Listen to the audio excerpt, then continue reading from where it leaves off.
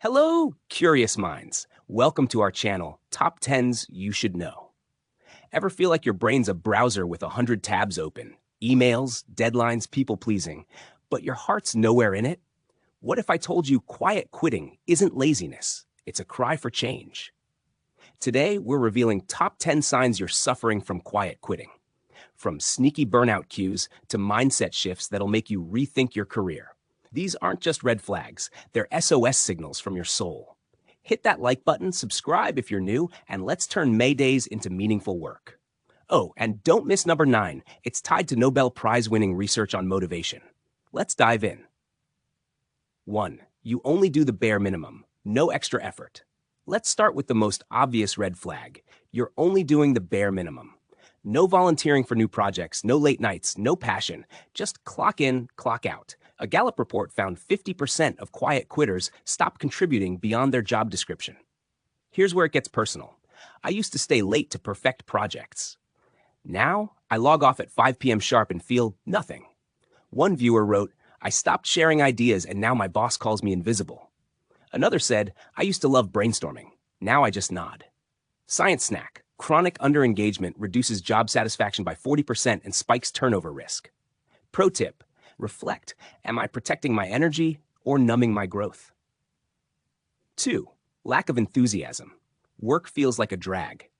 Raise your hand if work feels like a soul-crushing grind. A Harvard Business Review study found quiet quitters often lose passion for tasks they once loved.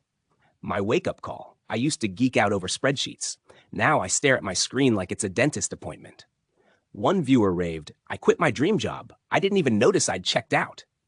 Another wrote, I stopped caring about my team's wins. I feel like a ghost. Science snack. Burnout rewires the brain to avoid effort. It's survival mode. Pro tip, reconnect with your why, what made you love this role at first. 3. Emotional detachment. You don't care anymore. Raise your hand if you've shrugged at drama that used to fire you up. Quiet quitters emotionally detach. No excitement, no empathy. A Forbes survey found 60% of disengaged workers reported feeling numb at work. Here's my ritual. I used to comfort stressed coworkers. Now I say, not my problem. One viewer wrote, I stopped celebrating my team's wins. It's not them, it's me. Another said, I used to mentor interns. Now I ghost them. Science snack. Emotional detachment is a stress shield, but it cuts off joy too. Pro tip, ask, what's one small way I can care again? Maybe a coffee chat with a colleague. 4. Avoiding collaboration. You're a lone wolf. Ever dodge team huddles or group chats like they're a tax audit? Quiet quitters often isolate themselves. A McKinsey study found 70% of disengaged workers stopped collaborating, hurting both performance and culture. Here's where it gets real. I used to jump into brainstorming. Now I avoid Slack pings. One viewer raved, I stopped attending happy hours, and now I'm ghosted at work. Another said, I don't even respond to emails unless forced. Science snack. Social bonds boost dopamine. Detachment starves your brain of motivation. Pro tip, start small. Can we grab coffee and swap ideas? 5. No growth goals. You're stuck in neutral. Ever feel like you're not climbing, you're just holding on to the rungs? Quiet quitters rarely set goals. A LinkedIn survey found 80% of engaged workers had clear growth plans versus 20% of quiet quitters. Here's my story. I used to plan my next promotion. Now I tell myself, this is fine. One viewer wrote, I haven't updated my resume in years. I'm stuck. Another said, I turned down a leadership role because I didn't care. Science snack. Goal setting lights up the brain's reward center. No goals equals no drive. Pro tip, try micro goals. This week, I'll master one new skill. 6. Resentment builds. You're mentally angry. Quiet quitting isn't peace, it's simmering resentment. A Journal of Occupational Health Psychology study found disengaged workers reported 50% higher frustration over time. My ritual. I used to vent to friends about my boss. Now I bottle it up, and it's worse. One viewer wrote, I resent my team for taking advantage. I'm done. Science snack. Suppressed anger fuels burnout. It's a slow-boil disaster. Pro tip, write down your resentment. Then ask, is this job still worth it?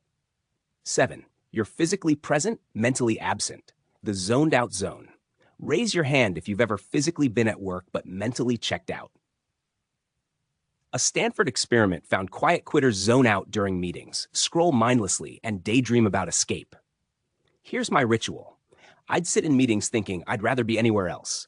One viewer raved, I stared at walls for hours. My mind's a desert. Another said, I started a side hustle during work hours. Yikes! Science snack. Mental absence is a red flag. Your brain's screaming for change. Pro tip, use the 5-minute rule. If you zone out more than 5 minutes daily, it's time to act. 8. You're a ghost in meetings. No input, no energy. Quiet quitters don't speak up. A MIT study found disengaged workers stayed silent in meetings, even when they had ideas. Why?